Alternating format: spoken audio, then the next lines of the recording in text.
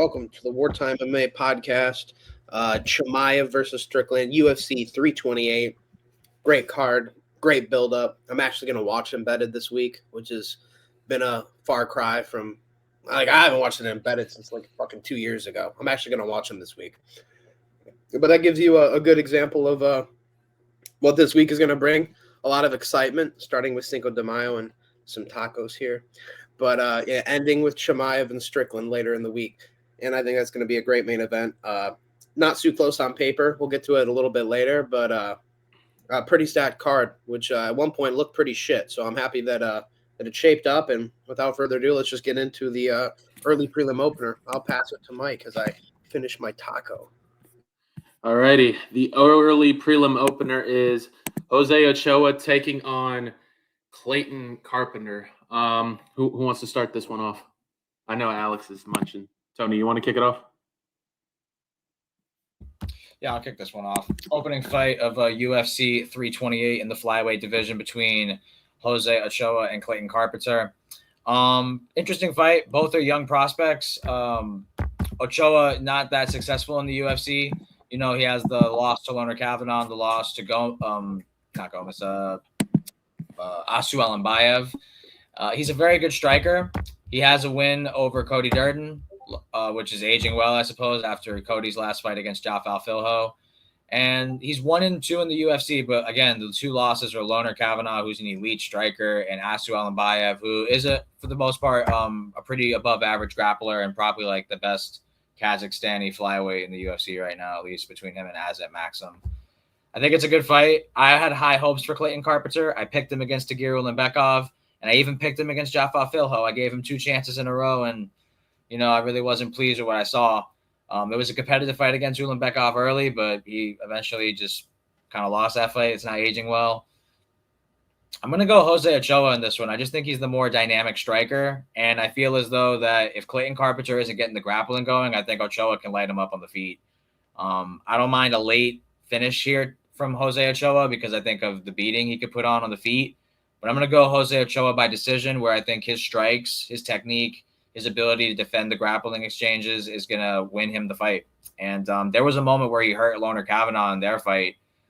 I could see him potentially finishing Carpenter here, but I'll be safe. I still like Carpenter despite him going 0-2 in my picks. Last time I picked him, I'll go decision. Jose Ochoa. Yeah, I got Jose Ochoa as well. I wasn't really impressed by Clayton Carpenter's last fight. It was a bit of a stinker performance from him. Tony Jose Ochoa is only losing to, like he said, Asu Alimbayev and Loner, both high-ranked contenders in the flyweight division, so it's not really like a bad one.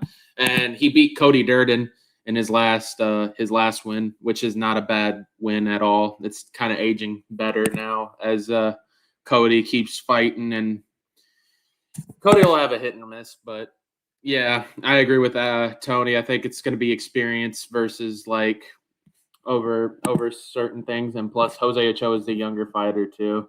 And I think we don't have that many Peruvians, so I think they're going to want to go for that market more. So, yeah, I got Jose Ochoa via a 29-28, maybe a 30-27 decision. Yeah, this is an interesting fight. Open up the main card. Both prospects 8-2. But looking at them, you know, Ochoa was kind of the age you expect a flyweight prospect to be at, 25. Carpenter's 29. He came in a little bit earlier than Ochoa did, and he's kind of just been plagued with injuries. Seems like he's like a guy that fights once a year. And, I mean, when you're a prospect, you can't be doing that, especially as lighter at a flyweight, too. Like, I don't know what he's doing to keep injuring himself, but Ochoa's been more active, and I actually rate the comp he's faced in the UFC, even though he's been in the UFC lesser amount of time. As Tony said, Asu Alimbayev, I thought that fight was a robbery. I thought Ochoa beat Asu Alimbayev. Loner Kavanaugh, that loss was a really close fight too, and that's only aged better. I think Ochoa's a ranked guy. He just doesn't have a number next to his rank name yet.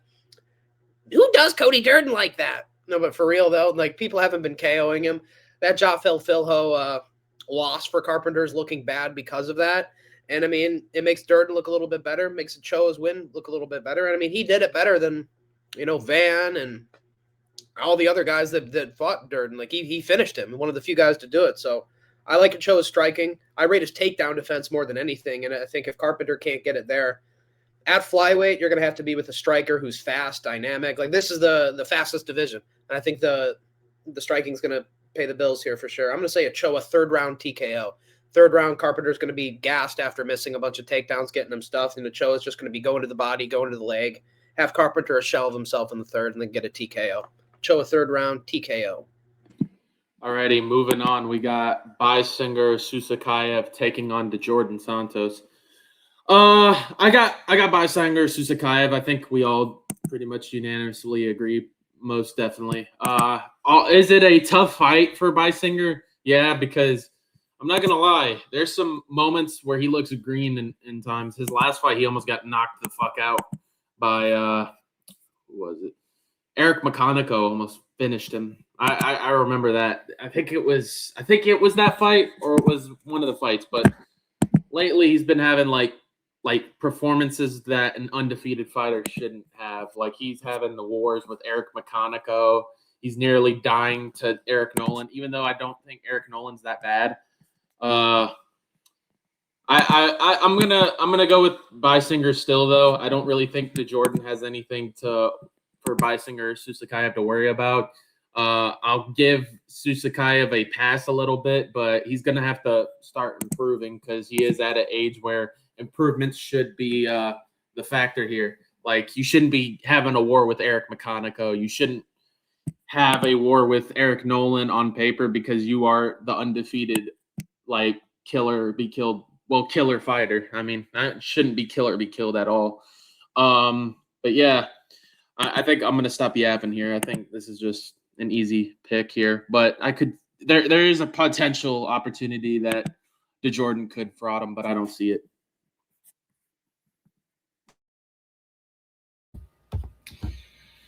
Second fight of the night for UFC 328. Second fight in the UFC for Beisinger Susakayev, the Hunter, 11-0, undefeated. Trains with I want to assume he trains with Hamza, but he actually trains in South Florida at Killcliff, which I think is a really good gym for welterweights, middleweights. You got RDR, you got Shavkat, Usman. A lot of guys have done good work there, so I do like that for Beisinger. But we know him because of his affiliation to Hamza, as well as his performance on the Contender Series, and then fighting 4 days later in his UFC debut against Eric Nolan. I'm tripping. This is his third fight in the UFC. I forgot about the McConaughey third-round TKO. He got a second-round sub in his debut. Then he got the third-round TKO against McConaughey. He's good, but he is still very young. He's developing. He's getting better every fight. I am going to pick Beisinger Susakayev in this one, but I'm going to go by decision. This is a battle of South Florida gyms between Killcliff and American Top Team. Jordan Santos trains at American Top Team. Both of his 2 pro losses are by decision. One most recently being to Ozzy Diaz, who's fighting later on this card. I think that was a close fight. I actually thought that Jordan won that fight, but he did not get his hand raised. And the other fight in his career that he lost was also by decision. I think Beisinger is really skilled and he's well-rounded. I like what I'm seeing, and I think he trains at a good gym, whether it's in America, Killcliff, or with Hamzat. But I'm going to go decision. I think this is a step up in competition. Most of his wins are by finish, 9 by knockout, 1 by submission. But he does have a decision win against a lesser guy than Jordan. And I think Jordan is a step up from the Eric McConaughey and the Nolan, who was not a bad fighter on the regional scene. I'm going to go Beisinger Susakayev in a decision where he wins 2 out of the 3 rounds, effectively striking, mixing, and grappling if he needs to. But he'll look good. 2-1 Susakayev. Yeah, I have to agree with Mike Antoni here. I got to go Beisinger Susakayev. He's just the better guy on paper. Simply put, that's just how it is. He's a prospect. He's very green. He makes fights closer than they should be against this level of competition, like the Eric McConaughey fight and the Eric Nolan fight. I think this fight will be no different. I think it'll be close. It'll look close. We're all going to be like, oh, this is sloppy and shit. He should be killing this guy, but he's going to wind up winning. I think in this fight, he's actually going to have to work on his takedowns and his striking, mix it up together. And I think this will be kind of like our first fight where we get a good look on who Susakayev could be. Because Jordan Santos is one of these guys that is unaware that he's a point fighter. He fights like he's not a point fighter, but he's a point fighter. if that makes any sense whatsoever. Like the way he swings punches is like a power puncher, but they never do any damage. He's always holding people up against the clinch and like up against the fence and winning on total strikes. I don't think there's a lot of a fear factor here against a Susurkaev. I think the striking will be close, but I think Susurkaev's explosivity is going to be the X factor. I could see him hurting DeJordan more than I could see DeJordan hurting Susurkaev. In the training with Hamzat, the grappling, that's just the X factor. So I think I have to go Susurkaev here. I think he'll mix it together. I think it'll be a decision. I think it'll be close in moments on the feet. I think DeJordan will defend takedowns. We're like, oh, hold on. But I think it'll be a tough, gritty fight. But I think Susurkaev will mix it all together to get a good decision win. 29-28 for Susurkaev on the prelims. All righty, moving on. We got Pat Sabatini versus William Gomez. Oh, this one's going to be fucking boring, bro. I got Pat Sabatini, unfortunately. I think I am rooting for William Gomez. I don't like Sabatini. His style is so boring. But William Gomez, man, I've seen him get allowed in the clinch against other fighters, getting taken down. He's allowed like wrestling exchanges, and if you're doing that, unfortunately, Pat Sabatini is going to do his thing, stink up the performance, and have a 15-minute slop of a fucking wrestle fest. It's going to be very boring, man. It really is. I hate Pat Sabatini, but I'm going to let the rant go into Alex's side. I'm not going to go on a whole tangent about it. But yeah, I think we all can agree Pat Sabatini's a boring bastard. So I'll keep it short and sweet. I'll go 30-27. Just wrestle, no damage, boring, people booing. Hopefully they throw shit at the fucking cage at Pat Sabatini, crucify him.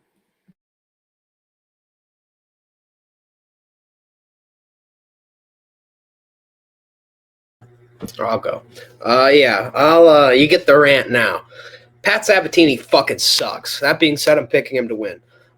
Fuck Pat Sabatini. He's gonna stink this bitch up. He's gonna lay on another man for 15 minutes and try to like act like a badass after. Oh, I deserve a ranked opponent. You just had gay sex in the octagon for 15 minutes. Fuck out of here. You just made me gay by association for watching it. That's how I feel while watching a Pat Sabatini fight. It's like I feel like you know what I mean. It's fucking gay. Like it's like, man, like do something. Like hit him or go for a submission. I feel like sometimes he tries. Against the bigger bums, he can try. William Gomez has proven he can get taken down. There's a way maybe he can front kick him in like the first 30 seconds like Damon Jackson did. But I just got to be like excited and surprised if that happens. I think Pat Sabatini will win just by holding him down. He's a very good lay in prayer, and that is a very efficient style if the refs don't stand it up. And I don't think they will for whatever reason. Not enough people really care on the prelim fights when it comes to standing it up. You know, like in the main card fights, they'll all cheer, stand them up. And, you know, sometimes the ref will get influenced to do it. But in the prelim fights, nobody really does that. Some have Sabatini, lay and pray, boring decision. Maybe moments where Gomez looks like he could do something, but he just gets taken down again. Sabatini, 30-27. Featherweight division here between Pat Sabatini and William Gomez. Pat Sabatini, I would say, is the more experienced fighter with a 21-5 record, I believe. I think he's he's near 35 years old now. Yeah, 35, 21-5, going up against 28-year-old, 15-3 William Gomez. This is a pretty black and white fight, pretty binary. I think it's very much your prototypical grappler versus your striker. I will say, I think Gomez is a good point fighter. He knows how to maintain range management, distance. Clearly the more prolific striker in this one. I think I want to say Gomez has never been knocked out. I think he has been subbed, which isn't great going against Pat Sabatini, who's a very good grappler. But I think, this is a very black and white fight. Either Sabatini's doing what exactly Mike and Alex said. He's just going to take him down at will and pretty much lay and pray for the most part. But I can't help but feel like, I don't know. I don't trust the chin of Sabatini. Out of his 5 losses, 3 of them are by knockout. The Diego Lopez one, I picked Diego Lopez. Like, I get that one. The Damon Jackson one isn't a great look. You know, I think it's very much either he gets takedowns or Gomez is the better striker. That being said, I'm actually going to go William Gomez with the dog shot here. I think he's athletic enough to maintain range. I think he'll see the takedowns coming. I look at Gomez's 3 pro losses. It's the split decision to Hyder Emil, who was injured going into that fight. So that's not a great look, but I know for a fact Hyder Emil is more durable than Pat Sabatini, and by default, he's a better striker. The other loss was Saladin Parnasse early in his career. And the main loss I don't like is the heel hook loss to Morgan Charrier, a striker. That's not a great look, especially going against a high-level grappler like Sabatini. But I like his win over Francis Marshall, who I reckon is a similar style to a Sabatini, but more competitive on the feet. I'm going to go William Gomez here. I don't mind a third-round TKO, but I think he can win a decision here. I actually do feel like for 15 minutes, I could see him sprawling the takedown, seeing them coming, landing kicks at range, being the more effective striker. 7 of his wins are by knockout, 7 are by decision. He's very 50-50 in that regard. I don't necessarily trust Sabatini's chin, but Gomez isn't a great power puncher. But I'll be bold. I'll reach. I'll go third round TKO William Gomez, where in the first round, Sabatini maybe gets some takedowns, and it's looking pretty bad, and it's looking like, he's just going to steamroll this guy. But along the way, Gomez, in the entries in, is landing leg kicks, getting his jab off. But then in round 2 and 3, I think he's just going to keep chipping away. The takedowns are going to get harder for Sabatini, and it's going to lead to a third-round TKO for William Gomez. A rare knockout for the point fighter. I just don't trust Sabatini's durability, really. And I think Gomez can see all the takedowns coming. I'm going to go Gomez third-round TKO. Alrighty, moving on. We got Roman Kopylov taking on Marco Tulio. I got Marco Tulio. I don't see Roman Kopylov as this like badass striker as we all thought he was, like a fun, entertaining striker. But he's still entertaining. I'm not gonna shit on him. It was just the RoboCop for me that sold the deal of me thinking like I don't know if he's really that good anymore. I didn't mind him losing to Paulo Costa. I picked Paulo Costa to do that. But I just can't really see him do good, and he's getting a little older. But we have seen older fighters do good in the UFC. I think there's like 3 or 4 ranked fighters that are like 35 plus maybe. But I get enough of my app, and I got Marco Tulio doing this, man. I don't know if he's gonna finish him. I'm gonna go with the decision on the safe side because nobody's really killed Roman Kopylov. If he does do it, I wouldn't be surprised though, because Kopylov has taken a lot of damage in his career. So we'll have to see how it goes. But I'm gonna go with the Marco Tulio shot here at unanimous decision, 29-28. Yeah, this is a tough fight. In one hand, Tulio's coming off of a loss to Duncan, who's a kickboxer, and Kopylov is also a kickboxer, whereas Kopylov's coming off a loss to RoboCop, who's a big Brazilian power puncher. Tulio's a big Brazilian power puncher. So in a way, I think on paper, you could make an argument for either guy winning.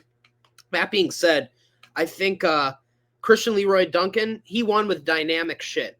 Like, he kind of fought the way he fought and got Tulio eventually. Whereas I feel like Kopylov more got figured out. He lost early in his career. He's kind of a bum, actually. And like losing to Carl Roberson, I want to say he even got finished in that fight. Losing to Albert Duraev. And then all of a sudden he comes back and goes on a run and he looks great. But against pretty mid competition, honestly. Like when we were looking back on it, like this head kick KO on Claudio Ribeiro, it ain't hitting the same. Chris Curtis has been a fleshlight to everybody in the welterweight and middleweight division except Brendan Allen, because Brendan Allen fucking sucks. And he lost both fights to Chris Curtis. But, yeah, Roman Kopylov, I think, has just kind of aged like milk a little bit. I had a really good call on the RoboCop fight. If you can push Kopylov back and make him fight on his heels, he shuts down. I feel like Tulio can fight off the back foot a little bit better than Kopylov. So I think if Kopylov does have a moment of pressure, I think Tulio will be more effective than Kopylov would be if Tulio put on the pressure. And I think Tulio's whole game plan is to land punches. Kopylov's just kicks. Tulio is going to want to close that distance anyway to get on the punches on a more dynamic guy like Kopylov who wants to fight at longer range.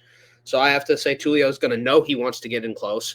Kopylov's going to shut down, and that's going to lead Tulio to winning a unanimous decision. Not to mention I have to favor his grappling over Kopylov's as well. Kopylov used his grappling against Cesar Almeida. Tulio used it against Belgaroy, two guys that fought Pereira and Adesanya. But I have to go Tulio here. A little bit fresher, less damage on the clock, younger guy. He might have lost, last time, but overall, I think he's still a winner. We all know that. So I'm going to say Tulio decision, outboxing him and mixing in the grappling, being the bigger guy as well, putting pressure on and just making Kopylov uncomfortable. Yeah, I'm going to make it a clean sweep. I'm kind of done with Roman Kopylov. He's tough, 19 pro fights, never been knocked out, 2 submission losses, 3 decision losses of his 5 losses. He could take a punch, but I think Tulio is just the more well-rounded fighter. He's the younger guy. 2 of his pro losses are by knockout. So off sheer durability, I will say, like, if it's a war, that kind of favors Kopylov. But I do think Tulio is a good technical striker, doesn't really make too many mistakes. He just ran into a guy who's very dynamic and who's on a run right now in CLD, who I would pick also to beat Roman Kopylov. I agree with Alex's assessment of if you could push back Kopylov, he's not that effective. He kind of, for the most part, really is just a kicker. His hands aren't that great. His boxing isn't really special. He just has toughness, good takedown. I will give him credit. His initial takedown defense on those entries is really good, but I feel like when you do get him down to the ground, he is a bit of a fish out of water. I'm going to go Tulio by decision as well. If there was a finish, I would think it's a submission. He does train with, shoot box with Charles in them, so I could see him mixing in the grappling more than we would suspect. Maybe catches a kick into a takedown or a trip. I could see that happening in this fight for sure. If there was a finish on the Tulio side, I definitely would say it'd be submission. Even though he only has a minimal amount, I think the gap in grappling is prevalent in this fight. I really like the Yusri Belgary win right about now.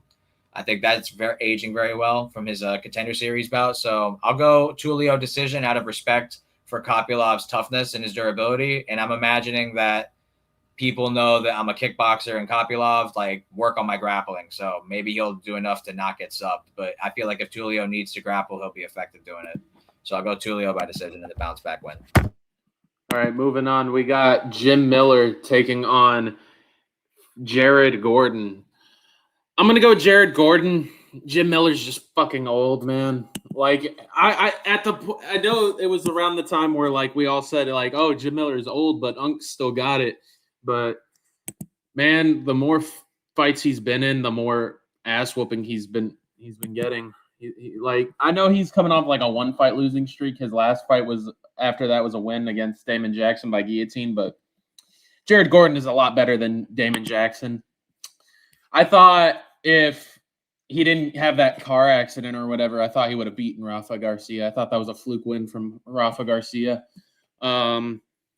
He KO'd Thiago Moises in the first round. I think that's a perfect one because nobody really does Thiago Moises like that in the first round. Normally, you kind of have to wait a little bit to kill him, and then or just have a decision win against him. But I got Jared just being the younger fighter, and I know it's not a lot. He's 37. Jim is 42, but I'd still have to go with the younger fighter, man. And despite getting KO'd by Rafa Garcia, I think Jared's been putting it on. I mean, most of his losses are close decisions that he should have won. The Paddy Pimblett fight, he should have won, and the Nasrat Akbarez fight, I thought he clearly won that fight. But enough of my yapping. I'm gonna go with Jared Gordon taking this done, getting the job done. I might go with a finish, maybe a decision. Yeah, this is a close fight on paper. Kind of a mirror matchup. You got two jiu-jitsu guys that like to box. One's a lot younger and one's a lot older. Jim Miller's been around since the brink of the century. It feels like he's always been around 100, 200, 300. He might even try for 400 if he can keep his body in shape and get a good opponent.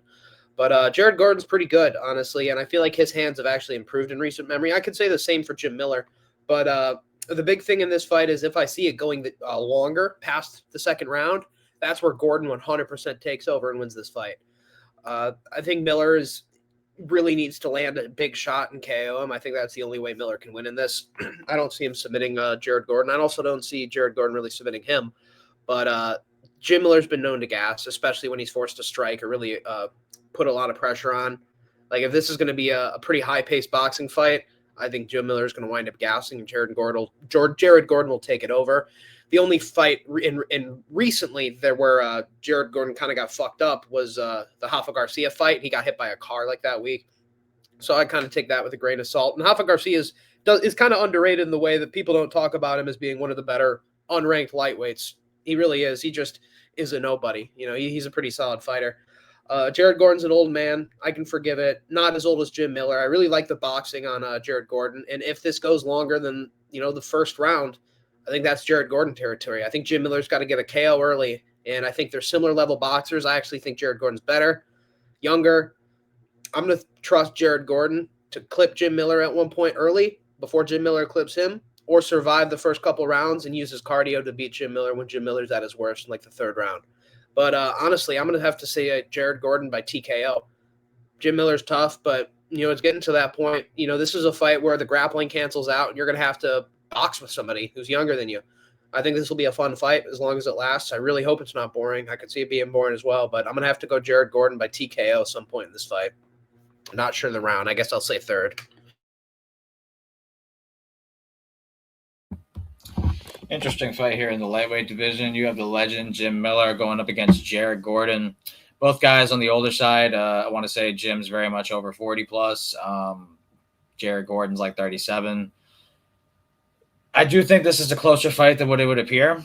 I think durability-wise, I'd actually give the advantage to Jim Miller. I think he's only been knocked out 2 times, only been subbed 3 times in like the amount of fights he's had. That's kind of impressive.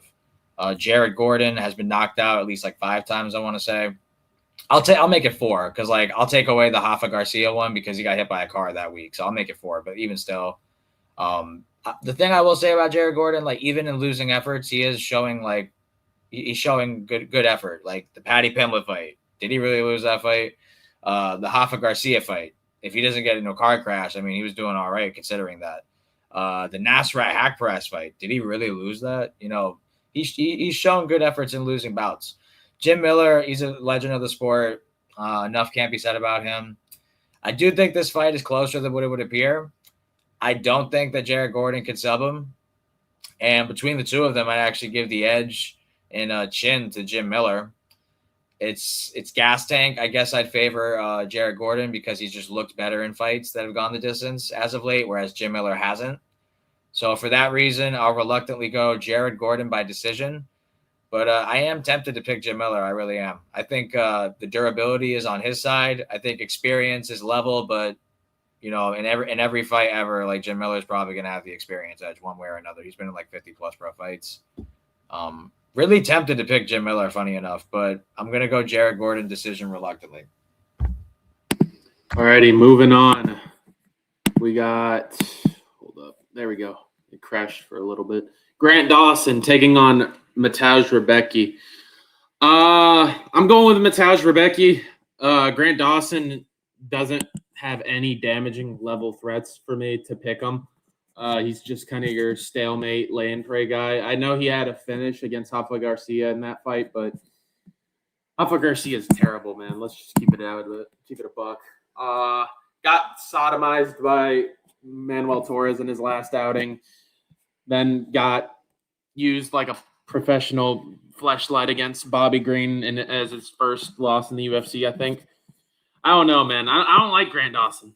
You can ask them. You can ask Tony and Alex. I've thought Grant Dawson was a fraud. I actually picked Bobby Green as an underdog shot in that fight against Grant Dawson. I just did not think he was that good. So by default and technicality, I'm going to go with Mateusz Rebecki. I think Mateusz Rebecki is the better fighter, more complete. Doesn't really lose unless if you're like an up and coming contender. He lost to Ludovic Klein, not a bad loss. And he honestly could have won that fight if he kept it going in round 3. He just allowed Klein to take him down after Klein got a fucked up leg. Lost to Braveheart Chris Duncan. You know how much I like Chris Duncan, even though he got sodomized by Moicano. It's not a bad loss at all. Moicano is a great fighter. Ferreira, not bad at all. I know that Grant beat him, but like I said, this is not a bad loss at all. Like I think you have to have some level of damage threat to beat a Mateusz Rebecki, and I don't see Grant doing it. I'm gonna go with the second round finish for Mateusz Rebecki. Maybe a decision, but I got him cooking Grant Dawson. Yes, and I have to agree with Mike, and I believe Mateusz Rebecki will be our underdog of the card. He is stupidly on Tapology a plus 125 underdog. I am not looking at a live bet, like a betting odds on the betting site, but Tapology has him at that. And I've heard that he's an underdog. He should not be an underdog. This is a perfect matchup for Rebecki to fucking kill Grant Dawson. Grant Dawson is grappling, and that's it. He's a complete victim on the feet. And if one thing Rebecki's good at is defending takedowns. He's a short guy. He's got good takedown defense, and he's got good boxing and calf kicks as well. That is enough to destroy fucking Grant Dawson. Promise me. If you can defend the takedown, he is fucked. Like, he's one of those guys that literally will have nothing for you on the feet. Like, give it 3 minutes on the feet, and you got him. Like, that's all you need. So I think Rebecki's good. He's got a lot of power in his hands, despite him being a shorter guy. He's got great low kicks. I could see those being effective to kind of hurt Grant's leg early, stop him from really committing to a takedown, then he starches him. I'm going to say Mateusz Rebecki, first round KO. Grant Dawson is just fucking cooked. He's like, Makachev, I'm your replacement. You're 32 now. You've been chinned a bunch. You know, you're not improving whatsoever. Like, I just have nothing really to say about him. I don't care that you're 23-3. Like, I don't care that you have a good record. You fucking suck. You're not an MMA fighter. Like, go to RAF. You know what I mean? And even then, he'll probably get matched up with, like, Armin or somebody and fucking lose. You know? It's like, what do you do with Grant Dawson? You send him to Rebecki and you have him sort him out. Fuck Grant Dawson. Rebecki, first round KO. In the lightweight division, before I get my prediction for this fight, I just want to shout out American Top Team. I mean, this is, in my opinion, the best gym in the world, and you see, like, their guys were down to fight each other. We saw Chris Duncan Wakano weeks ago. We saw Rebecki, Chris Duncan, like, once upon a time ago. This gym is very much so talented that they have guys. Kyoji Horiguchi's calling out like a Pantoja. He want to fight him. Like, these guys are down to fight each other. That being said, this is a good fight. Grant Dawson, 20-plus pro wins, 23-3-1 record, I think, going up against 20-4 Mateusz Rebecki. This is, like, on paper, again, your prototypical striker versus grappler matchup. I think the reason why Grant Dawson's the favorite is because he's, like, taller, longer reach, and Rebecki's takedown defense isn't great in the UFC statistically. I want to say it's like 50%. But that being said, Grant Dawson, you know, for as good as a grappler as he is, he's not as a prolific takedown threat as people would think. He only has like a 40% accuracy, if I remember correctly. He has very good grappling, though. Don't get it twisted. Grant Dawson does have skills on the ground, but as we all know, what is his kryptonite? We don't trust that chin. His durability is very questionable. And even in fights where things are going his way, in that third round, it can get sweaty. We saw the Ricky Glenn fight. I mean, Ricky Glenn was whooping his ass in the third round. And if this is a war, if this is a dog fight, I know Rebecki's down for that because I saw the Chris Duncan fight, him go the distance in that war, and I saw him have a fight of the year candidate and beat Mick the Beck Orbalai. I'd like to think even at 155, Mick the Beck Orbalai would beat Grant Dawson. So for that reason, not that being the defining reason, but just a reason, I'm going to make it a clean sweep. I'm going to go Mateusz Rebecki as well. I'm not as confident it's going to be as early as you guys think. I think Grant Dawson early on is going to be hell-bent on trying to grapple. There's a familiarity between the two. So they both know each other, training a top team. I'm going to go third round TKO, Grant Dawson. I'm going to go third round TKO, Mateusz Rebecki, where Grant Dawson has a good first round. He establishes the grappling. It's boring. He's getting top time. He's getting control. He learned his lesson from the Manuel Torres fight. I'm not going to fuck around on the feet. I'm going to get straight to wrestling. Wins the first round. Second round comes. Rebecki knows, okay, he's going to try to grapple. I got to sprawl, and I got to go forward. He's just going to stop respecting Grant altogether. He's just going to literally walk forward in a straight line and just start attacking him, and he's going to force Grant to be on the back foot. Grant's going to shoot. This time, Rebecki stuffs it. He's going to start to land some body shots. Grant's not taking good reactions to this. He's starting to go low to the body more than set up the shot for the head.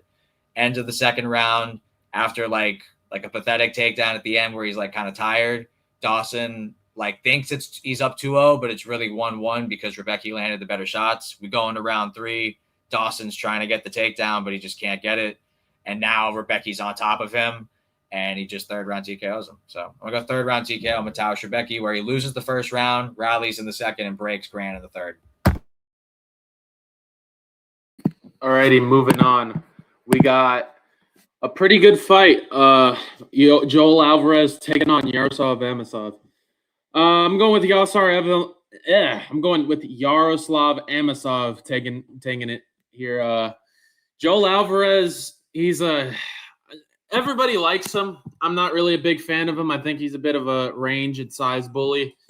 But I think this is going to be the fight, and finally he's in a weight class where he's fighting people his height and frame. Although he does have the height advantage, but the reach advantage is close. Normally he has a very big reach on his opponents. Not today. I'm going to go with Amosov here. I think Amosov is just going to fry him on the ground. Joel Alvarez's takedown defense isn't the best. He's kind of like oh, you're going to take me down. I'm just going to try to guillotine you or darce you. And I don't think that's very good. And Yaroslav Amosov has never been subbed before, so let the chips fall there. I just don't see him. I don't see him doing anything to Amosov unless if he knocks him out. But that's my only way of seeing Joel Alvarez do it. I see a couple people picking Joel mainly because of the Jason Jackson fight, but I think Jason Jackson is better than Joel Alvarez. Hot take. I don't know, man. There's just nothing that really tickles my pickle of picking Joel Alvarez. Maybe you could say it's biased because I'm not the biggest fan of him, but I think Amosov is going to get it done. Either a 30-27 unanimous decision, but I'm going to go with a second round TKO via ground and pound. Yeah, this was a good fight. It reminds me a lot of Joel Alvarez versus Arman Sarukian. Yaroslav Amosov is relatively unproven in the UFC, but he did fucking destroy Neil Magny. Not a lot of people do him like that. Former Bellator champion, as a lot of you know, trains with Hamza. Really good grappler, really good top control. And, that's how Arman beat him. He is a bigger guy, stronger, better top control, better takedowns. He got on top, he stayed on top, and he just mauled him with elbows. On paper, I can see Yaroslav Amosov doing the same thing. Even maybe going for like a bully submission, like an arm triangle or something like that. Whereas I feel like Joel Alvarez, he's a little bit too complacent to stay on the ground on bottom. And you see this a lot with like BJJ practitioners. They want to go for the sub from the guard, the arm bar, the triangle. And meanwhile, they're getting their head fucking pounded in. And I saw that in the Arman fight, and I fear that's what's going to happen in this fight. I was not really impressed with the Luque fight in his debut to 170. I have to go with Amosov here by ground and pound TKO. Open and cuts, just ground and pound TKO. A lot of elbows, maybe a club and sub, but I'm going to say second round for Amosov. Elbows. Fantastic fight in the welterweight division. I'm a fan of both of these guys. Alex and Mike will tell you that I'm a very big fan of Joel Alvarez. At 155, he was a monster. 6'3", 77-inch reach. Truly, I thought he would have been a real dark horse in the weight class. Not the biggest fan of the move up to welterweight, but I understand that the weight cut just it was killing him, and I could understand it. I mean, he's a weight bully. It is what it is. But I really like him. 17 subs, competent on the feet, good leg kicks, dangerous, just nonstop danger on the feet, on the ground. Not the best when it comes to positional, not even positional, just not the best fight IQ in terms of it's his style. He's going to go for subs. He's going to give up top time. Wrestlers can get top control on Joel Alvarez. That is a thing that can't happen.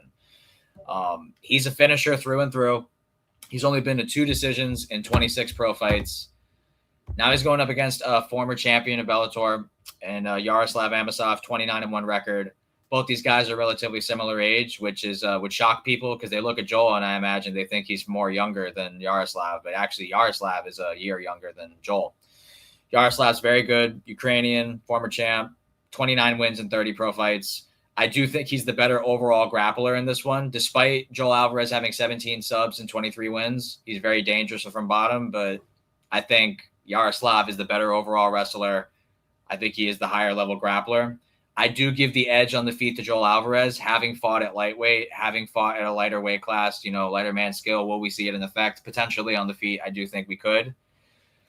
But as much as a finisher as we all know Joel is, he only has 5 knockout wins out of his 23 pro fights. And, it's like knee to Drakkar Klose, elbows to Thiago Moises, a knee to, I forget who else he need. But, his knockouts aren't with his hands. It's like knees and elbows, which if he lands on Yaroslav, definitely could put him out. But the Vicente Luque fight was weird. Like he kind of had the finish, but they just let that fight go the distance. That was a weird one. This is a competitive fight. I like both of them, but I just think this isn't a great style matchup for Joel Alvarez. I think unless he finds the knockout shot, Yaroslav can win by decision. He could win by ground and pound TKO, like Alex is telling you, because I do think with the top control, it could get like the Arman Sarukian fight where he just starts bludgeoning elbows and things like that. But in 23 pro fights, he's only been the distance twice, and the one decision win was against Luque. The other decision loss was against Zamir Magulov. I'm going to go Yaroslav Amosov in a decision win where he gets takedowns, mixes in sub attempts, gets some ground and pound off, competes enough on the feet to stay safe. I just think his championship experience, yes, in a lesser regional scene, in Bellator, not even regional, a promotional scene, is like considered less than UFC. I just think Yaroslav has a lot of experience, and unless he gets hit with a shot, I feel like he is kind of the better overall fighter. I think I love Joel Alvarez at 155, but at 170, he kind of is Spanish Sam Patterson, for a better striking Sam Patterson, for a lack of better words. Tall, rangy, dangerous, but if he doesn't find the knockout of the sub, I think Amosov wins more times than not. I'm going to go Yaroslav by decision. All righty, moving on. We got the prelim headliner, Ateba Gautier versus Ozzy Diaz. I'm going with Ateba Gautier. I don't really like his hype, but they just continue to feed him fucking bums. His last fight was a stinker, but people still found a way to glaze him for some reason.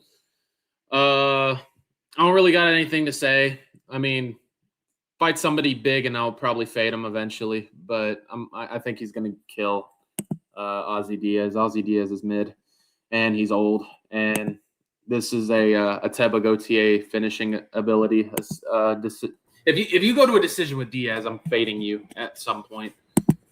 But yeah, enough of my yapping. I've got first or second round TKO for Ateba Gautier. UFC, give this man an actual comp if you want him to be heavily glazed. Yeah, I have to agree. Ateba Gautier by KO, first round. There is a way maybe Ozzy Diaz can really let his surname do the weight and Diaz Max into the later rounds and gas him out. And what up? My name's fucking Ozzy, bro. Yeah, no, that doesn't go hard when your name's Ozzy. I'm going to be honest. Ateba Gautier, first round KO. There's a chance, but he'll lose eventually. And when he does, I will make money off of that. But it won't be today. Ateba Gautier, first round KO. Ozzy Diaz is the same level opponent he keeps showing that he can beat. Pulayev was even better. So I have to say first round KO Ateba. Prelim headliner, I think, for a reason. Want to showcase Ateba in a good way. Ozzy Diaz, I think, he's the same tier of opponent that they've been giving him. He's coming off the win over DeJordan Santos, but I think he's fighting a more dangerous striker in Ateba Gautier. I think there's going to be a speed advantage. Ozzy is 6'4". He is big, but I think he's just a bigger target for Ateba to hit. I'm going to clean sweep. I'll go. He needs to look good in this one. So I'll go. I'm torn between first and second. I'll go first round TKO. Late first round TKO. Body head. All right. Moving on. We got Bobby Green taking on Jeremy Stevens. I'm going with Bobby Green. I don't like that he's a minus 300 favorite. I think this honestly is a coin toss fight, battle of the unks. So anything could happen in this fight. I'm going to go with him mainly because Jeremy Stevens is coming right off of just getting sodomized by Mike Perry and BKFC. And, bare knuckle and MMA gloves are way different, obviously. So I don't like that he's just coming back after getting his head bashed in by Mike Perry. I'm going to go with Bobby Green. Very good boxer. Honestly, he could go to BKFC in his future. I think Bobby's just going to have a win here, though. But I could see a world where Jeremy Stevens clips him. But I'm going to go with a 30-27 Bobby Green masterclass, maybe a 29-28. Yeah, this is a fun fight. Despite it being pretty low ranked and people might think it doesn't deserve to be on the main card, we are not complaining because we know this is a banger. Both guys are going to stand and bang. Bobby, like Mike said, could go and be KFC and have success as well. So I don't really think that means anything. A lot of those guys are old and shit. So if like the UFC fighters, the boxers that go there, they have success. In this fight, it's going to be all hands. If you think about them both recently, Bobby Green's more 50-50. He'll lose to some guys and he'll beat some guys, whereas I feel like the notion about Jeremy Stevens is he just loses. He had some success, like I said, in BKFC, but in MMA, he's lost, coming off of a loss where Bobby's coming off of a win. Bobby has wins over guys like Grant Dawson recently, which was a big win for him when he was a big underdog, whereas Jeremy Stevens doesn't really have that. When he was in the PFL, he was getting cooked by Clay Collard, and that wasn't that long ago either. I think Bobby Green's a level above all those PFL motherfuckers. I think Bobby Green is good. He's got good footwork. He's got a good jab. He's been proven that he can knock out and defeat, either by knockout or clear decision, a good majority of mid strikers. And I think Jeremy Stevens at this point is just kind of a mid striker. If he lands, he is the touch of death. He can put Bobby Green out. That is how he wins if he wins. But Bobby Green is the better fighter and more in his prime. Bobby Green, 30-26. Mask of blood on Stevens.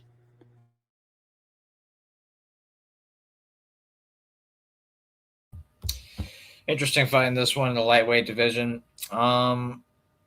I think power advantage, you got to always go Jeremy Stevens. Harding at his 145, or as we all know now, 155.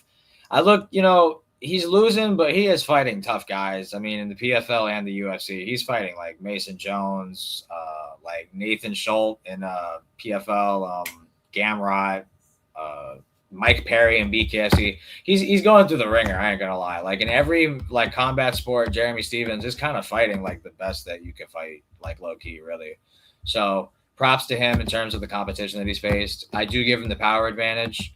If there is a knockout, at first glance, you would think Jeremy Stevens early at least. But Bobby Green's looked good lately. He's only losing recently to like Paddy Pimblett. That was more like bad fight IQ than anything. He got heel kicked by Mauricio Ruffi. I think a lot of guys get knocked out off that shot. He's the more defensively sound fighter. I think he's more, how would I say, better footwork. But I got a lie. I picked Lance Gibson against Bobby Green. So Jeremy Stevens, I think Jeremy Stevens is definitely more dangerous on the feet than Lance Gibson. That's for sure. This should be what Alex said, just striking for the most part. I think Jeremy Stevens is going to be looking for the knockout blow, where Bobby Green is just going to kind of be moving around, taunting, landing the shots and things like that. Tough fight. Ever so slightly and reluctantly, I guess I'll go with Bobby Green by decision, just because I guess his style is more. I can't even say that. I was going to say his style is more good for a decision-based scenario, but there's been times where he's been robbed by decision. And I pick Lance Gibson, so I feel like I kind of should pick Jeremy Stevens because he is fighting like powerful, good fighters and grapplers for the most part. But I'll go against my better judgment. I'll go Bobby Green by decision. Yeah. Not confident in it, though. Alrighty, moving on. We got Sean Brady taking on Joaquin Buckley. I'm going with Joaquin Buckley as a dog shot. It's not any glaze or anything like that because we've had Buckley on the show a couple times, but on the channel. But I think he's just better than Sean Brady. Sean Brady, I think he can get Buckley down, but if he doesn't get Buckley down, he's fucked, honestly. I looked at the stats here. Buckley has a 72% takedown defense. I think that's very good. Sean Brady's takedown accuracy is a 53%. So I'm going to go with the takedown defense ratio out of compared to the takedown accuracy from Brady. I just don't really see Sean Brady doing it. There was a chance that I was going to slightly go with Brady, but I rewatched the Michael Chiesa fight, the Bilal fight, the Michael Morales fight. Obviously, Michael Morales is bigger than Buckley, and some of the other guys are too. But Michael Chiesa was looking like fucking Canelo against Sean Brady. I do not like that. And honestly, Gilbert Burns was rocking him too. And I think if Buckley even sees like a wobbliness or something that's not good from Brady's side, he's going to go for the kill. He's the second guy to KO Wonder Boy, and that's aging perfectly because Wonder Boy still got it at an old age. So I'm going to go with the Buckley win here. I'm going to go with the third, maybe a second round TKO here. I think he's going to stuff the takedowns. I think he's going to make it a boxing fight, make it a heavy fight. And I do like that he is training with Usman in this fight. Training with the guy that you lost to and kind of exposed you a little bit. So I think that's a good move. And I think we'll see what happens. This is a good fight, and I was really 50-50 on it till like just 1 minute ago. Mike was talking about like Buckley fighting like a Wonder Boy, and like Wonder Boy still has it. I was like, yeah, that's pretty true. Wonder Boy's a good striker, and he beat him on the feet. I look at Sean Brady's fights. Losing on the feet to Bilal. Let's get that first. Michael Chiesa, Calvin Gastelum, fucking Gilbert Burns, and Leon Edwards. This motherfucker is trash. I'm picking Joaquin Buckley solely off of that. As much as I'm afraid of Buckley getting out grappled by this fucking menace to the sport, Leon Edwards, Michael Chiesa, Gilbert Burns, Kelvin Gastelum, he's better than that. He's better than that. He's better than this version of fucking Leon. He's better of this version of Gilbert Burns. He's better than this depleted version at welterweight Kelvin Gastelum. He's better than an Unk Chiesa. I have to say that. He's got good top control, but I'm going to be honest, he does nothing on top. Usman at least gives a little pitter-patter to stay in position. Brady does nothing. And fucking Buckley has power. He's got good takedown defense on paper. Sean Brady's record recently, that's what did it for me. Looking at Sean Brady's record, looking at all the guys, I'm like, oh, Brady's a good grappler. Who did he beat? Cans. Buckley, that Wonder Boy win is infinitely more valuable than any of those at this point to me. And I think Buckley's more in his prime. I think he's more dangerous, and I think Buckley is a guy that tries to improve. I didn't realize how long it's been since the Usman fight. It's almost been a year. It's been 11 months. He's a guy that really wants to improve and really wants the belt and has been wrestling his ass off. Brady is afraid of danger. Buckley is the danger, Skylar. Buckley, first round KO.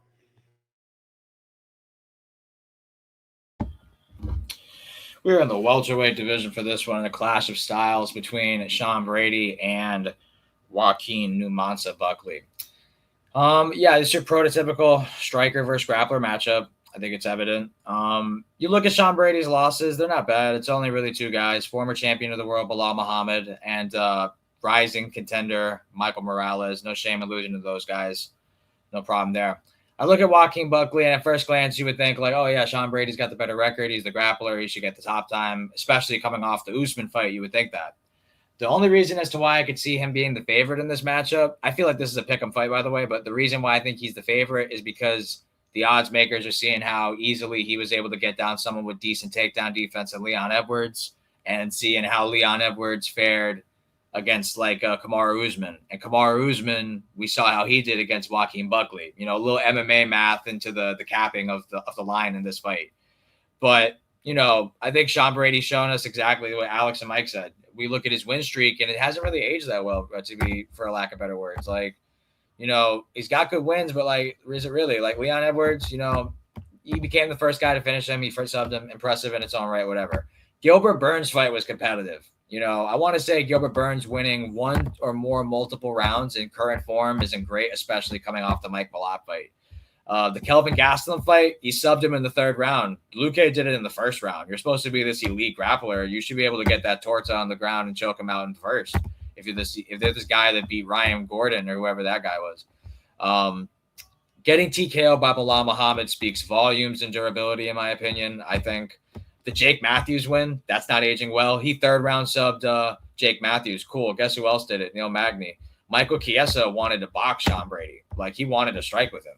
These are just red flags everywhere. He is just a grappler. He doesn't inflict real damage. His striking, it's not bad. He landed a couple good shots in the Bilal Muhammad fight, but his durability and his power isn't enough to capitalize with his striking, with the grappling. So I think Buckley, you know, he got out wrestled by Usman. It wasn't a good look, but that's a former pound for pound #1 fighter in the world. He's easily more durable than Brady, better wrestler, I believe, better conditioning, I believe.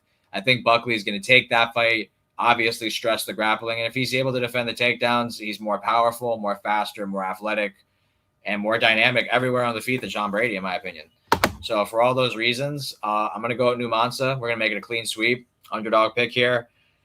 It really is just one thing he has to worry about for Brady. Brady's got to worry about kicks. Brady's got to worry about close exchanges, hooks, and knees in the clinch.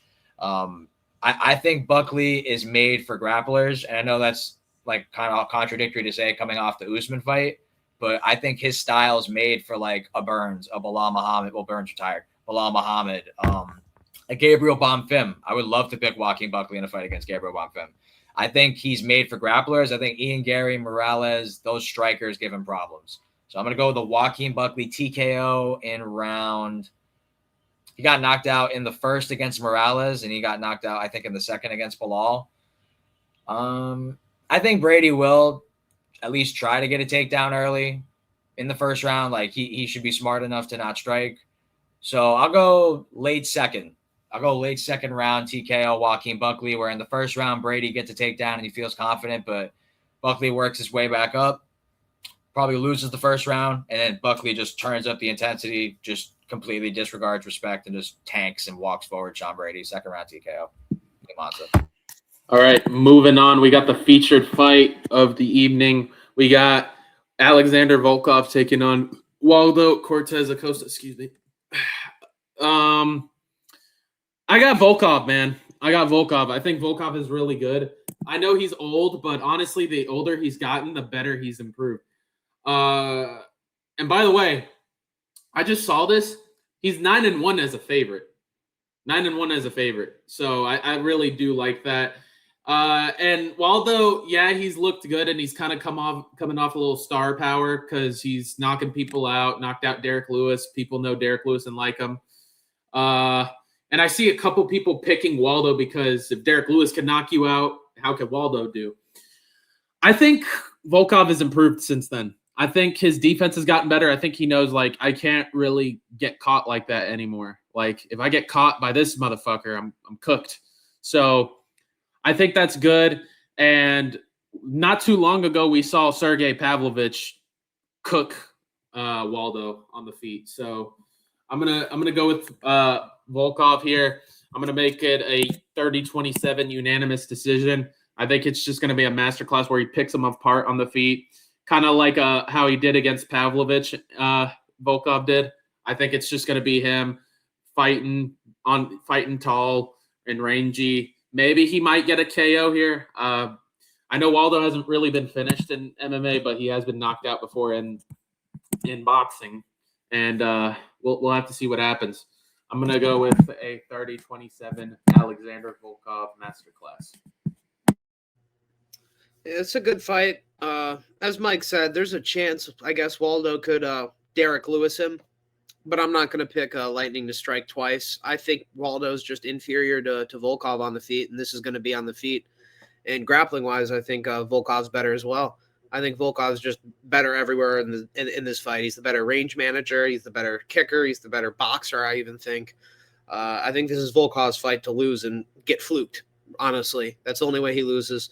Waldo's decent, but also, as Mike said, he lost to this version of Sergey in a technical boxing fight. That's the exact type of fight Sergey tried to fight with Volkov, and Volkov fucking schooled him, you know. And Sergey hasn't looked great since the Aspinall fight. And, you know, Volkov did what he needed to do. He beat him, you know. And Waldo, you can't say the same thing. He was afraid kind of the power, and he couldn't match the boxing. And I think Volkov's a much better striker, and I think that's just simply what it is. He's going to be on his bike all fight. He's going to be teeping him to the gut, low kicking, jabbing. Waldo's just going to be swinging in the air, hitting emotes, being like, you know, shit like that. Hit him with the old Jose Medina. But fucking, yeah, he's just going to be hitting emotes, and Volkov's going to be schooling him. Better grappler as well. Volkov, 30-27 masterclass. In the heavyweight division in this one, it is Drago Alexander Volkov going up against the Salsa Boy surging contender Waldo Cortez Acosta. Really fun fight in the heavyweight division.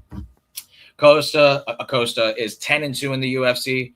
Really good. His 2 pro losses in the UFC come to Marcos Rogerio de Lima and Sergey Pavlovich. Volkov, a lot of fights, bro. He was the Bellator heavyweight champion. He's been in the UFC for a very long time. This is a guy with well over 50-plus pro fights, like really a wealth of experience and knowledge. I mean, truly, like he has seen like damn near like so many different styles in the heavyweight division, from the regional scene in Russia to Bellator to UFC. I mean, really, like he has seen just about every style like in the world, damn near. Out of those 50 fights, only been knocked out 2 times. And the 2 guys that knocked him out, Derek Lewis, the knockout king of the UFC, and a guy who's really good, and a regional guy, like Russian guy, Vitaly something. He's like 22-2.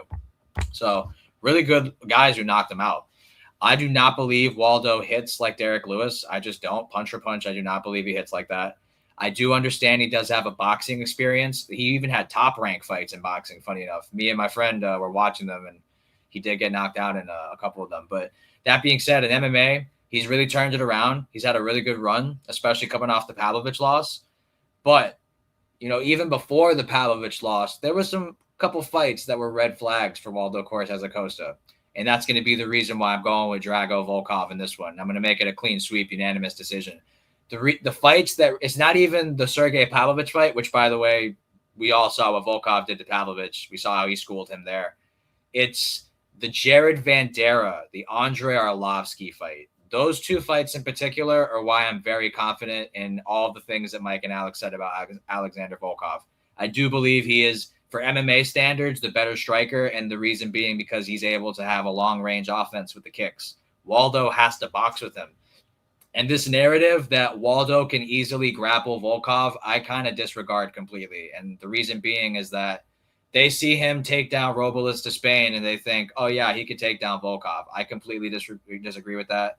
The only people who are really getting top time on Volkov are like fucking Jalton Almeida, Curtis Blades, like prolific grapplers in the heavyweight division. Waldo Cortez Acosta is an MMA fighter. He is not a grappler. He can shoot a takedown on a guy that he thinks has a striking advantage, but he's not doing that to Volkov. Volkov beats Cyril Gane. I think Cyril Gane probably does beat Waldo Cortez Acosta. I could actually see that. I'm going to go Volkov decision. I think the kicks, the experience, I think he is like the grappling is not going to be effective for Waldo here. Just the kicks. I think the kicks are going to be the story of the fight. High kicks, body kicks, low kicks. Waldo's going to try to box. It's going to look like the Pavlovich fight. If there is a chance at a TKO, I actually think it's from the Volkov side. I just think Waldo's more hittable than Volkov. I think he has, honestly, more power than Volkov. I do think Volkov does. I could see a leg kick TKO here, too. Volkov all the way. I'll go decision. For the toughness of Waldo, I'll say he's tough enough to go the distance because he didn't get knocked out by Pavlovich. So I'll give him that. Decision, Volkov. All right. We got the co-main event of the evening. It is for the UFC Flyweight Championship. Joshua Van, the champ, taking on Tatsuro Taira. 2 fun fighters, 2 great fights, 2 good young up-and-comers. I think this is the first time that it's going to be a first title fight since out of the Brandon Moreno, Pantoja, Figgy, and Demetrius Johnson, Cejudo era. So this is a good little one. I see people picking Taira, not a bad pick. I think Taira is a good pick. But I'm going to go Joshua Van, man, at the underdog shot here. I think Joshua Van's kind of getting a little slept on in a way. I think I get it. Taira's a very dominant grappler. He's a very dominant he's very tall, and Van is kind of shown issues with taller fighters, but I ain't going to lie to you. The size gap isn't really that crazy. It's only he's only 2 inches taller than Van, and the reach advantage is up on Taira's end, but the height's not really that it's not really that crazy of a height gap. I thought like it was going to be a tower going against a minivan. I mean, going against like a car, like a little car, but Van's not that short compared to Tyra. So I'm gonna go with but that's not the reason. I just think like striking defense, you could say Tyra's got better like a better chin and stuff, but I saw Brandon Royval get light his ass up like a Christmas tree in some of the moments of the fight. Van was cooking him on the feet. I just think Van's just an overall better fighter. He's not going to allow – the thing with Tyra is he's very good when he's the one pressuring and going forward and getting these takedowns. He goes forward with the takedowns. Van's not going to allow that. I think he's going to use the center. He's going to start cutting the cage away, not get backed up, not get pressured, and I think he's going to make this a scrappy fight. I'm going to go with Joshua Van in a very hard fight. I think if Tyra is going to win this fight, he's going to have to finish Van. I think he's going to have to finish him in the early stages because if it gets to the later rounds, I think it's going to get dicey for him because his gas tank's been exposed before. He doesn't really have the best gas tank. So I'm going to go with the Joshua Van. I'll go with a 48, 47, 49, 46 decision. I could probably see him finishing him in the late rounds, but I'm going to go with the Van win here by decision. I think he's going to cut the cage, move forward, not get pressured. I do think he will lose the first round. That is Van's like worst round, I think, is the first round.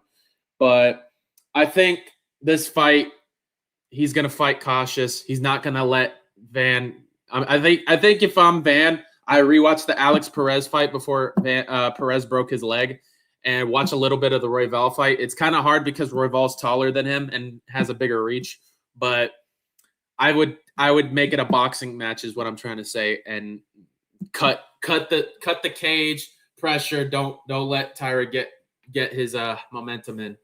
And yeah, I got Van here. Enough of my yapping. Van, unanimous decision. This is a good fight. Two young guys fighting for the flyweight title. Van the champ, Tyra the contender. Despite who loses here, I could see the loser still fighting their way into title contention in the future. That's how good and talented and young these guys are. That being said, I'm going to be picking Joshua Van. Despite him pulling out with an injury like a few months ago and now being rebooked for this month, which honestly, it really doesn't feel like it was that long ago since Yuri Alberg, and now we're already here. I hope whatever it is, it wasn't too serious and Joshua Van's good. But I think if the right Van shows up, the Van will remain the champion. He's got good takedown defense. He has experience fighting the exact style of Tyra, the Japanese grappling style. And while Ray Saruya isn't Tatsuro Taira, the styles are similar and they come from the same place.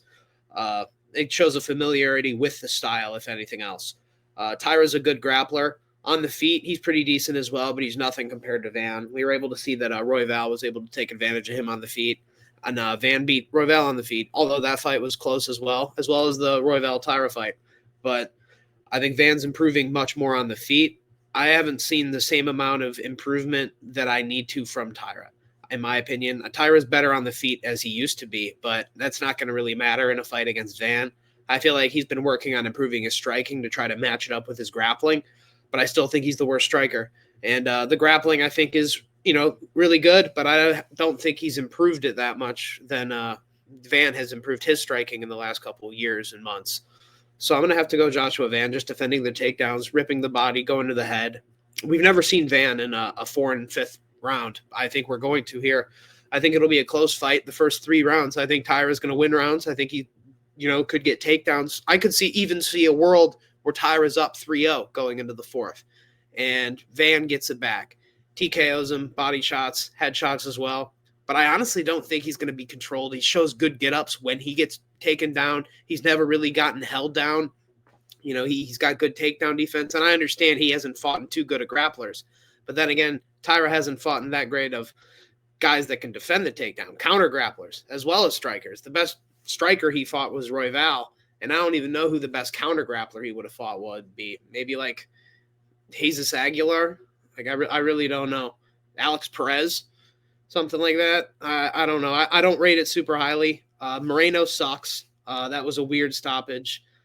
And I think, fighting Van, this is a guy in your prime. Both of these guys in their prime at the same age pretty much. I think the damage and the output and the cardio of Van is going to be the X factor, and he's going to get a TKO, body shots to headshots on the cage fence, and 4th or 5th round. I'm going to say 5th. Co-main event of the evening in the flyweight division. 18-1 Tatsuro Taira representing Japan, going up against 16-2, I think, for Joshua Van representing Myanmar for the flyweight championship. Yeah, 16-2. Reigning champ, he's going to defend his first title defense. Joshua Van, the fearless, going up against the best Tatsuro Taira. Classic striker versus grappler matchup. Van's going to want to get the boxing going, want to defend takedowns. I think the longer the fight goes, despite not being in a 5-round fight, I feel like his style is more suited for decisions and longer durations of a fight. I think just pause, and now we're back into the prediction video. This is a tough fight. History is going to be made either way. You're going to get a Asian male champion, whether it's from Myanmar or Japan. Tatsuro Taira 18-1, Joshua Van 16-2. The current champ, Joshua Van, I think he's the best pure boxer in the weight class. You can make the case. Actually, no, I think the case for overall striker is there's an argument for others like Manel Kapp and Loner Kavanaugh. They're very good as well. But pure boxer, pure hands, I do think Joshua Van's volume, his output, his technique, very solid. Great takedown defense. We've seen opponents take him down, but we've seen him get it right back up. So he's shown that he is of champion pedigree. Having, he didn't expect to win the belt that way. Just it happens. Hope all the best for Pantoja. I do believe that he should face the winner of this fight, regardless of whoever wins this fight. As for Tatsuro Taira, I feel like this is a guy who, was always kind of destined to be in the spot, so to speak. I feel like he's been from the Japanese scene, the pipeline to the UFC. I feel like he's always been kind of groomed and destined for this moment and to potentially become a champion. I think this is a very high level fight. I think all of the finishing upsides on Tatsuro Taira's side here. I think he can knock out Van. I think Van could get a late knockout too with volume and body shots, but I think Taira's chin is proven. We saw that in the Brandon Royval fight, a fight that he lost, but it was a split decision. It was competitive. It wasn't like a blowout performance by Royval. He looked good in the fight, but Taira was able to get the grappling going too. It's a really fun fight, very dynamic, but I'm actually going to go Tatsuro Taira, and it's crazy because I've picked against him his last 2 fights. I picked Young Sung Park and I picked Brandon Moreno, and boy, was I wrong. And now I'm picking him to beat a guy who I've picked pretty much a majority of the last couple fights he's been in, Joshua Van. I think styles make fights. I think Taira is bigger than Van. I mean, most opponents are always going to be bigger than Van, but I think this fight, it will be visible, the size difference, mainly in the grappling exchanges. I know Van's got good takedown defense, and he's small and he's short, and that actually helps him because it's a lower center of gravity and he's able to sprawl and scramble better. But I think Taira's grappling is a different level. I think he can compete on the feet. I think he is the more durable fighter between the two of them. He has more 5-round experience. He did lose to Royval, where Joshua Van beat Royval. So I could see how MMA math would be in favor of Van here. And I do understand the striking gap between the two, but I think punch for punch, Taira can crack. He can drop you. We saw that in the Young Sung Park fight. And I know Joshua Van's much better than Young Sung Park, obviously, but still, it's a concern that I think has been very valid in Joshua Van's career. We saw that in the Charles Johnson fight. He's been subbed in the regional scene. He has been finished. I think his size at flyweight isn't it's not like the end of the world. He's a midget compared to these guys, but I feel like against certain opponents, it could be visible. And I think this is one of them. And I think Taira, he could win by all 3 ways. I think he can win by decision. I think he can win by TKO. I think he can win by submission. I think he's more durable. He's got more 5-round experience. It's a really tough fight, but Joshua Van's tough, even though he has been finished twice. I think it's sub or decision for Taira. I don't think he's going to get a ground and pound TKO like he did on Brandon Moreno. He was the first person to TKO Brandon Moreno. It was a weird stoppage. He was just stuck there. There's nothing Moreno could do. And I think having fought Royval, having fought Moreno, guys who were in the top 5 the last couple of years, he is battle tested. Joshua Van's best win in the UFC is Brandon Roybal, where Taira couldn't get that win, but still, it was a split decision, very competitive. I'm going to go Tatsuro Taira by...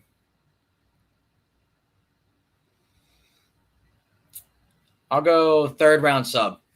I think the first round, Taira is going to establish the takedowns. I think he's going to get takedowns at will. He's going to land some ground and pound. He's going to go for some sub attempts, but Joshua Van's going to stay safe. He's going to lose the first round. I think the second round, Joshua Van's going to move forward. He's going to take more chances. He's going to raise the intensity, raise the volume. I think he's going to start to chip away at Taira a little bit. The takedowns are going to be harder to get. The scrambles are going to be better for Van. He'll be landing good shots along the way. It'll be arguably 1-1 going into round 3. I think Taira is going to sense this adversity. You know, the narrative on him, he's a bit of a front runner. The longer the fight goes, Van should, bloom into the fight. I think Taira is going to step pedal to the metal on the gas. He gets the takedown, gets to the back take, and just, puts the emphasis of stress on Joshua Van to pick between getting ground and pounded or getting choked. And I think it's going to result in a third-round submission for Tatsuro Taira, where he becomes the first Japanese male champion in UFC history. And, excluding, partially Lyoto Machida. But, Tatsuro Taira, third-round sub. I think it's going to be a banger of a fight.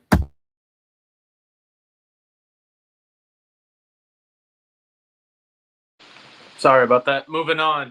We got the main event of the evening. We got Khamzat Chimaev taking on Sean Strickland. I got Khamzat Chimaev. I think we all know that Sean Strickland's best chance to win anything against Khamzat is the press conference tomorrow, as we film this on Wednesday. Khamzat, honestly, though, I'm not going to lie. If Sean Strickland can keep it on the feet, not get out wrestled, obviously, and makes this a cardio versus wrestling fight, Sean Strickland does have it in the bag. He does have really good cardio.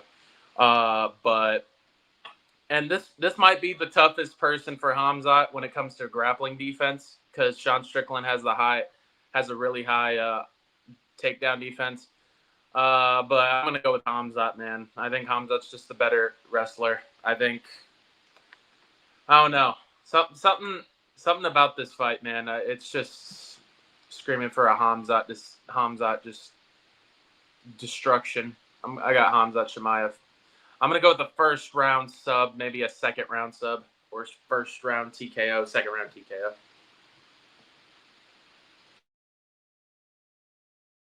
Yeah, this is a good fight. I think it's closer than it seems on paper, but I do have to pick Khamzat Chimaev. He's been nothing but dominant against everybody he's ever faced. While Strickland's been very high level, we can't really say the same, at least not to the same degree as Khamzat's been dominant. Striking, obviously, is in favor of Strickland. He's got good takedown defense. Against a guy like Khamzat, if he can show good takedown defense early, right in the beginning of the first round, and I was talking with Tony, if he can stuff in any way, the first 2 or 3 takedowns and just start popping a jab, that's huge for Strickland. That's going to change the momentum of the fight, and I think this will be a momentum-based fight because Khamzat's a guy, once he gets going, he doesn't stop, and that's when Khamzat's at his best, when he gets you down and just can continue to more or less fucking molest you. Strickland, needs a couple rounds to work, needs to stuff the takedowns, pop the jab out, get his reads, whereas Khamzat pretty much just needs to be a bull and just run through him. And I think there's a good chance that he can do that. But I'm going to have to say Khamzat wins by third round, ground and pound. I think Strickland's really good submission defense-wise. He hasn't been subbed in his career. I could see Khamzat being the first one to do it, but I think it'll be ground and pound. He's been knocked out before. I don't think he's ever been ground and pounded. But Khamzat's a next level physicality, next level grappler. He's got really good top control. Might be on the juice. He's a demon, but a little overrated. I feel like as far as a finisher, if a guy really does have some good takedown defense, as we saw with an Usman or a Burns or a Dricus. If you have some level of grappling, you can make it a tough fight. It's just a matter of can you make him gas? I think that's always been the key for Khamzat. Get him into the later rounds once he's gassed. And in order to do that, you need to pretty much stop his momentum, make him hurt, make him feel like he's not winning, make him feel like he's not this otherworldly demon of a fighter, make him feel human. Strickland can do that, but it's hard to pick him, man. It really is. Chimaev's decent on the feet too. Not as good as Strickland, but he's competent. And just that grappling and the pressure of Chimaev is unreal, unlike anyone else. I'm going to have to go Khamzat.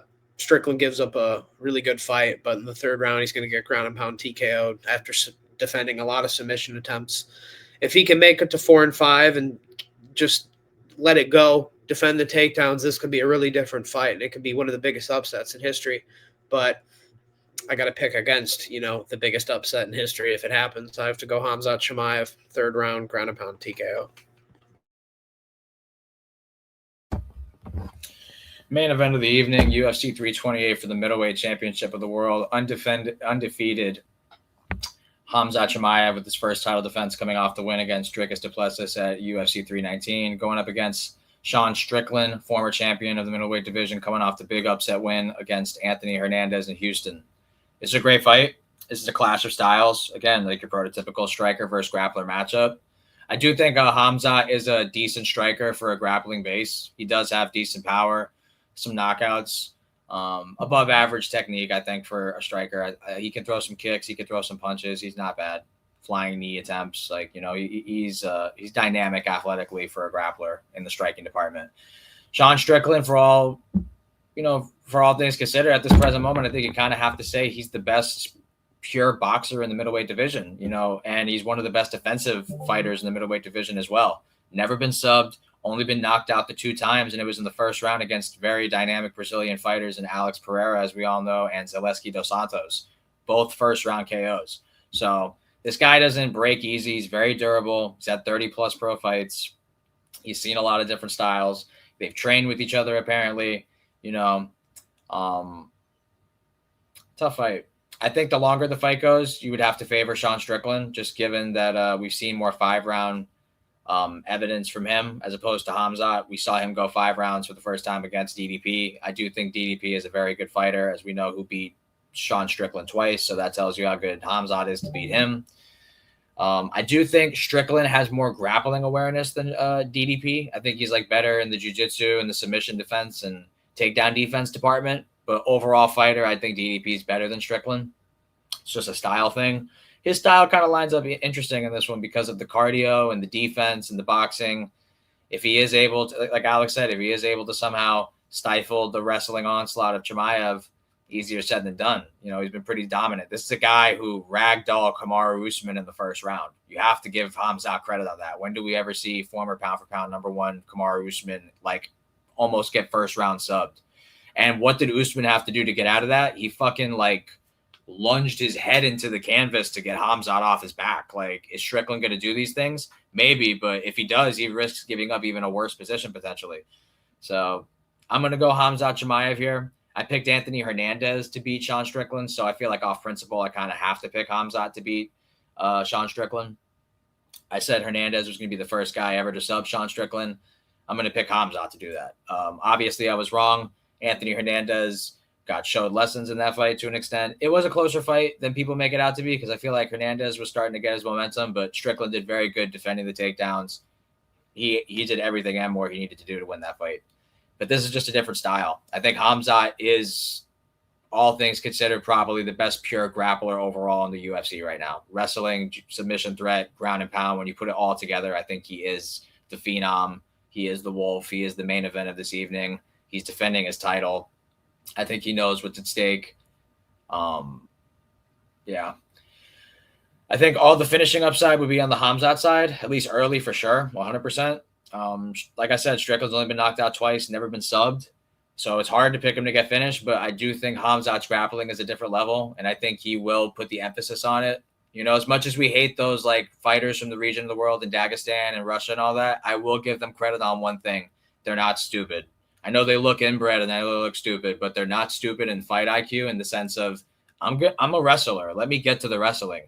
They're not going to be like Sean Brady against Michael Morales. Let me play it out on the feet and see how it fucking goes. No, they know what they're here for. They know they can only do this in MMA. They can't do that in kickboxing. You can't do it in boxing. You have to fight that style here. And as much as we hate it, that's their game, and you got to get your game off. That's what MMA is all about. Who can impose their style more?